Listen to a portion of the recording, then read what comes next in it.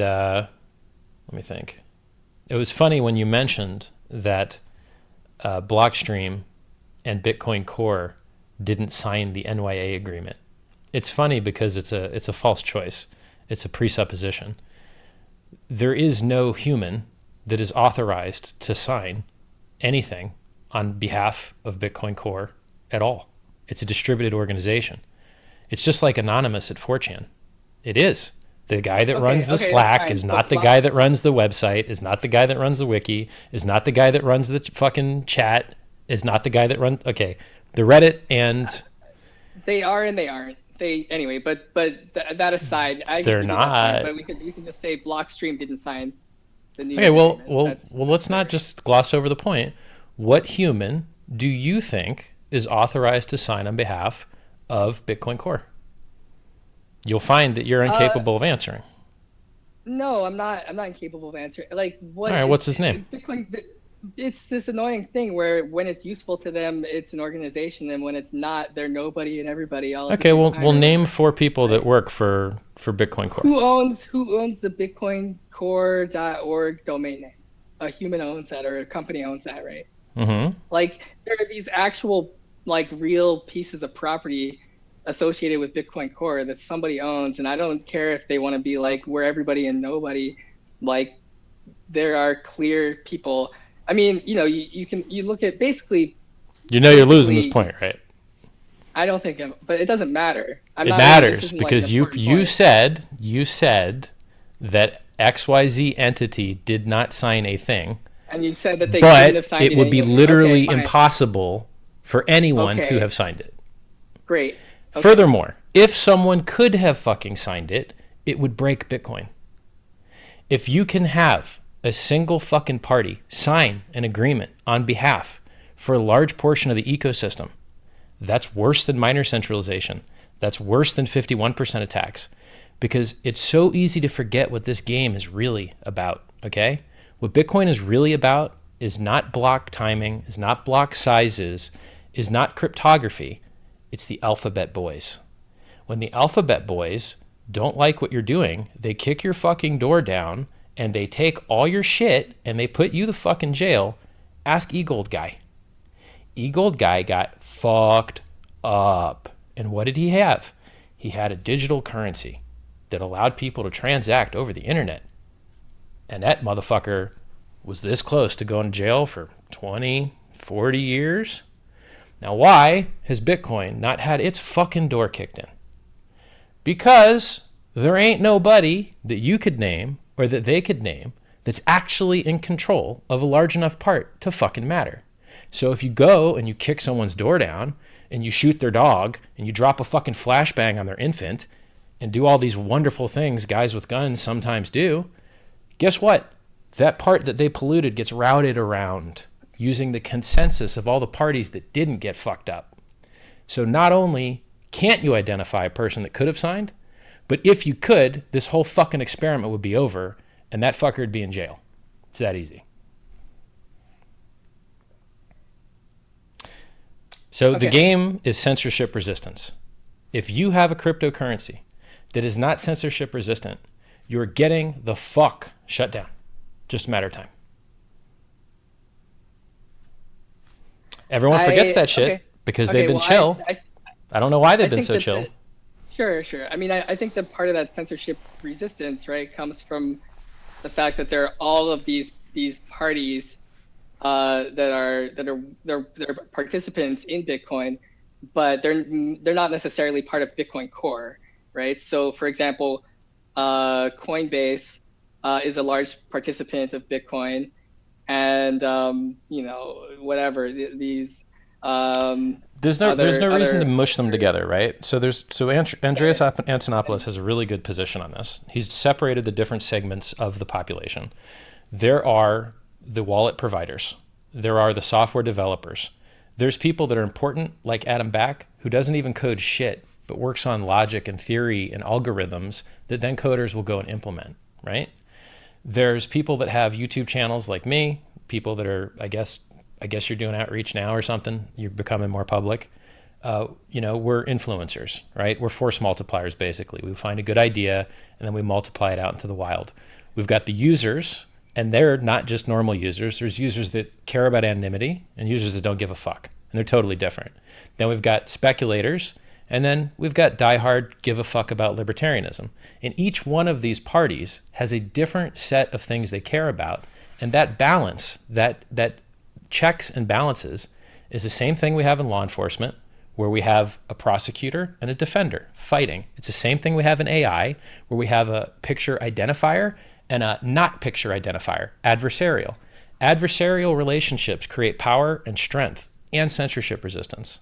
So in your mind, does core overlap those groups, or is it separate from those groups? Core is basically 4chan Anonymous. However, instead of trolling and making memes and making funny videos, they make software.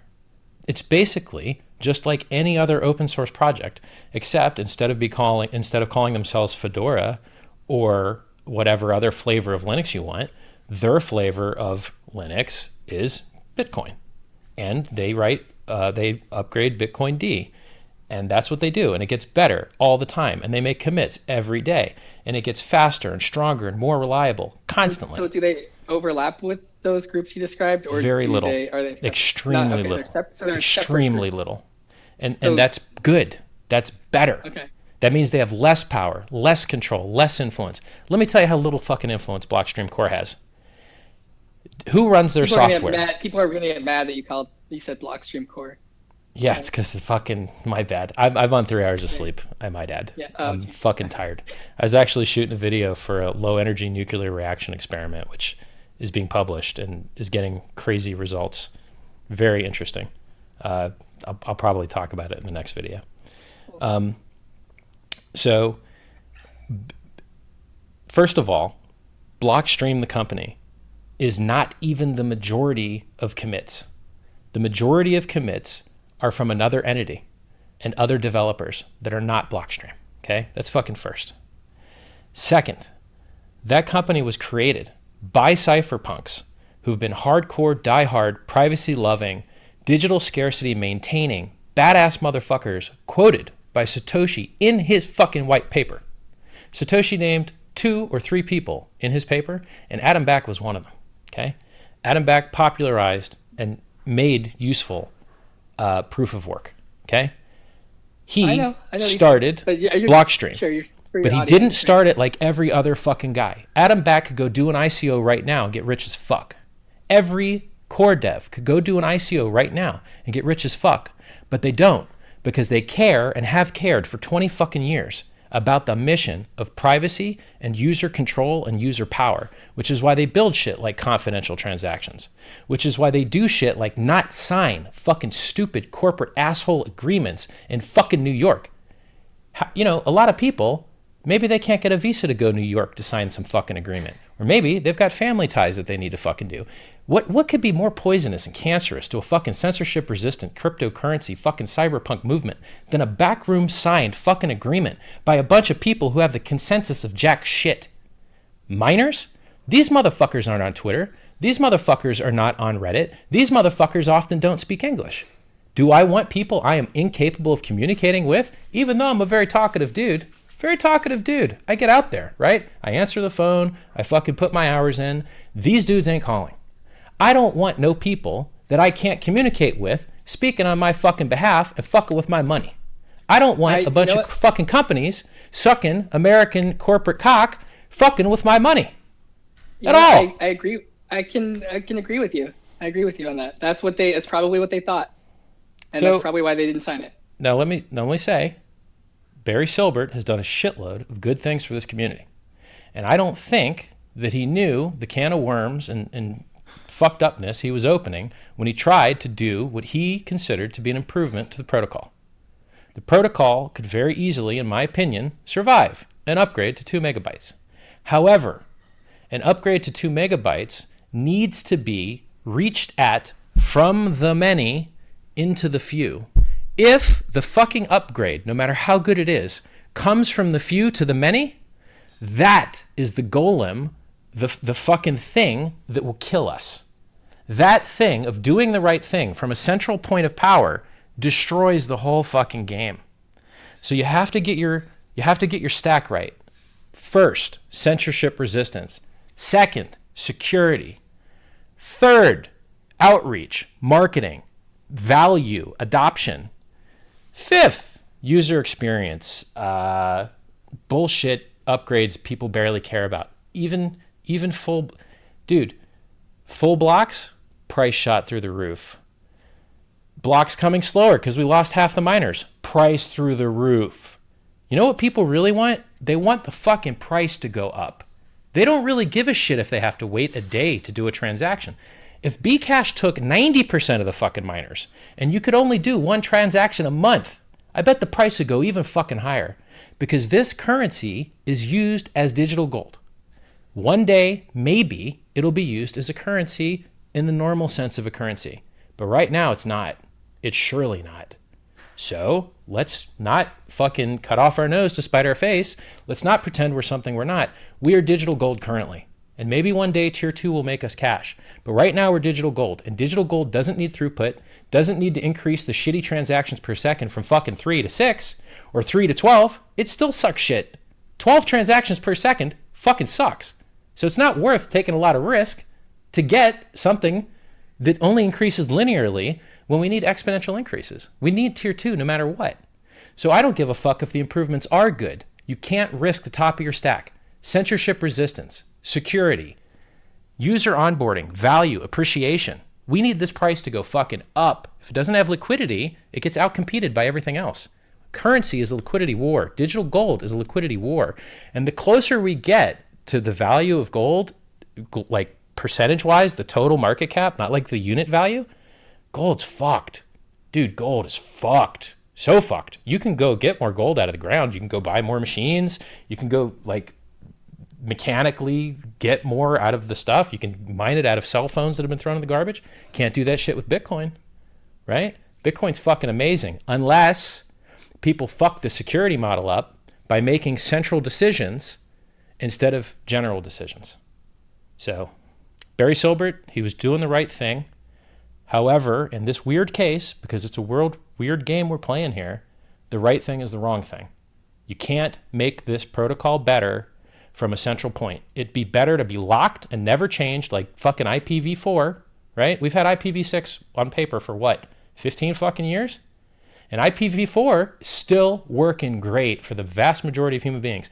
And if Bitcoin fucking locked right now and had no other technical improvements whatsoever, but the value kept going up, I think everyone would be fucking okay with that. I agree. Sorry for hogging the Sure, time. I agree with all of those things. And look, I'm not saying that I'm in favor of the New York Agreement. I didn't sign the New York Agreement. I didn't propose it. I don't think they'd let you sign, bro. Yeah, I'm not. I have nothing. Right. I have nothing to do with it. Right. But I'm as an outside observer. All I can do is I'm observing. It was signed. It was signed by 80+% of miners and hundreds of extremely influential businesses that transact and hold a lot of Bitcoin, right? Including Coinbase and Kraken and hundreds of other companies. So smart people make bad decisions all the time. I'm not right. I'm not saying. I think it's probably a bad thing for Bitcoin SegWit, right? And that's kind of why I'm bullish on Bitcoin Cash, and that's. I'm gonna fuck Bitcoin so anyway, Cash up so bad. What? I'm gonna wreck Bitcoin Cash so hard. Okay. But I just talked for so long. I'll let you did. try not to run on. Like, be dense. No, high signal noise it if you can. If you can't, I'll let you run on. Right. Sorry. I'm trying to. That's fine. Just do the best you can. Whatever. Just give me your points. Bcash is great. Go ahead. I'm ready. Okay. So basically, this thing was signed, and now I'm trying to observe, like, okay, what's going to happen now? How's it going to play out in a few weeks? And I feel like I'm seeing the reasoning that I'm seeing from people who are trying to analyze this. It just doesn't add up to me, right? Like right now, miners are signaling that they are going to 80+% of miners are going to mine the SegWit 2x. Now, by the way, you also have who's the lead developer for SegWit 2x? It's Jeff Garzik. Okay. Jeff Garzik did not implement replay protection for SegWit 2x. So we know it's contentious. Jeff Garzik is the only person I know that is working on it. And a few days ago, Jeff Garzik announced that he has a new ICO. So he clearly doesn't really care that much about SegWit 2x, right? If you were supposed to be the lead developer that was gonna like come in and fire core and take over all of development for Bitcoin, would you launch an ICO that week or whatever? Are you making my argument for me, or are you like? No, well, are you on my team now? I don't mind, but here's what I think people are. Yeah, I called Jeff Garzik a bitch on the internet to his virtual face. Let me try to explain. Like, I think that there's a smoke screen right now. That's what I observed. I think SegWit 2x is a smoke screen, and I think that its plan is to disrupt the Bitcoin SegWit chain, and then who's going to come out to be the winner in that disruption, if it happens? I'm ready. Is Bitcoin Cash? Okay, right? Now, I don't know what is going to happen when this fork happens, right? I really am trying to put it together, but I got you covered. What I'm observing is you've got the lead developer of SegWit 2x, like, doesn't give a shit. No one gives a shit about SegWit 2x. It's crazy, right? Yep. All the big blockers. I'm in a Slack channel with all the big blockers now. They do not care about SegWit 2x. So you have all these Twitter trolls, and they have their no 2x tags or whatever. There's no one that wants SegWit 2x, right? Except that these 80+% of miners are signaling for it. Okay, and then you've repeated all your right, all the points. So I don't know what's gonna happen. And then the last I'm point. Gonna tell I just want to make one last point. Okay, all right. I'm also seeing I don't know what you want to call them, but people I would say associated with Bitcoin Core are floating the idea out there of an emergency proof of work change to Bitcoin. So anyway, that's the other like just throwing some more uncertainty into the bag, I guess. Right. Here we go. All right. Bcash is a dumpster fire piece of shit, failure, garbage shitcoin that literally doesn't have any of the improvements that Core has been making to the real Bitcoin. And on top of that, is sponsored to exist by a mining centralized company, which, if you're familiar with the whole censorship resistance game, miner centralization is just a slower, more expensive PayPal.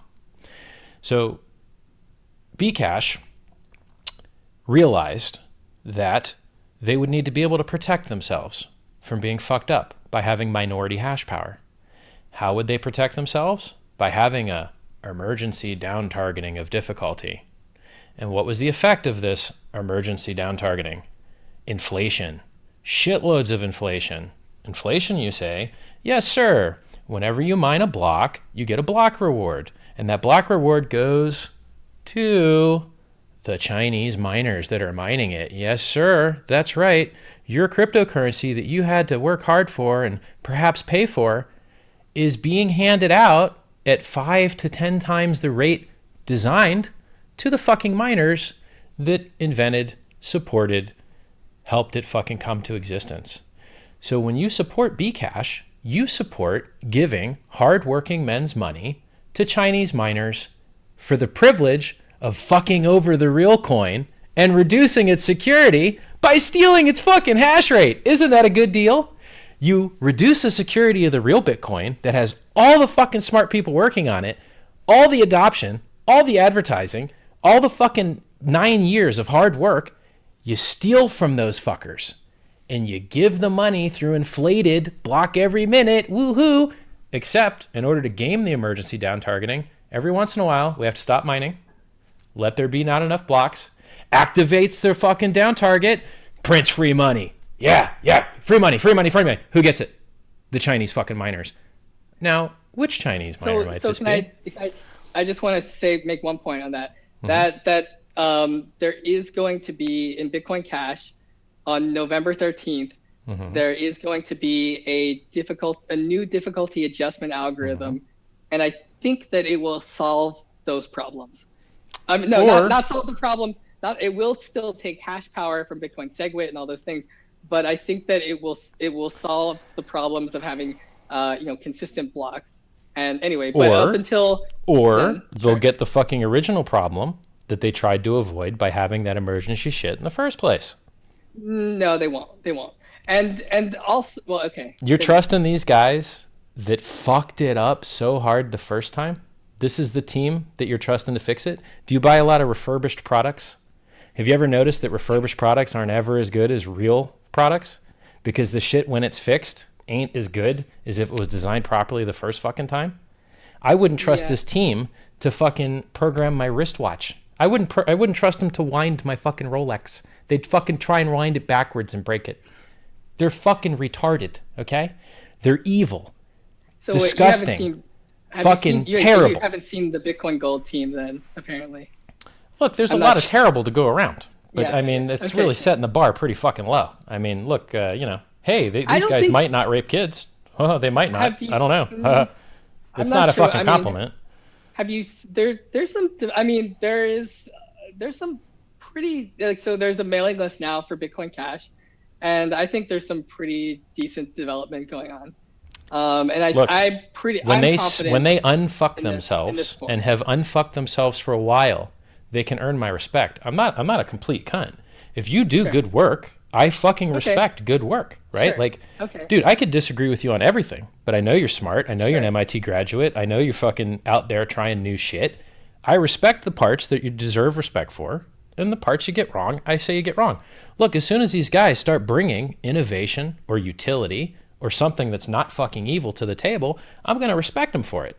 But as of right now, all they're doing is stealing the brand, reducing the core chain security, fudding like motherfuckers, right? Bitcoin.com? Maybe the Bitcoin that you're getting isn't the real Bitcoin. Ha ha ha ha. Maybe if Satoshi wanted his vision defended, motherfucker could come in here and do the hard work I'm doing. He's got a lot more coins than I got.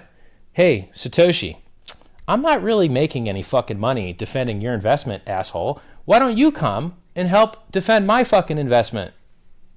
Come on back to the party. So, if they did a single good thing, I would fucking reward them for it.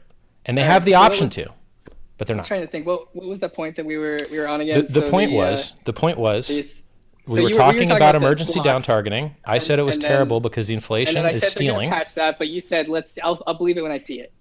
Exactly. Basically what you're saying. Right. Okay. And so I guarantee you they fuck it up. That's fine.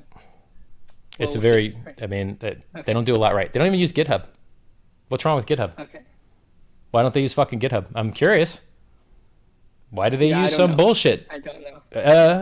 Why does their fucking lead dev spend more time trolling Twitter than making useful fucking code? Cancer. So now. Who is that? Their lead dev? Didalnik's fucking a Maori Sachet, enemy of Bitcoin, scumbag. Smart scumbag. Probably a better scumbag than Jeff Garzik, if I had to guess. I would imagine that he's a better dev, but if you're a better dev for evil, you're worse dev, right? I'd rather, if you're doing evil, you'd be stupider.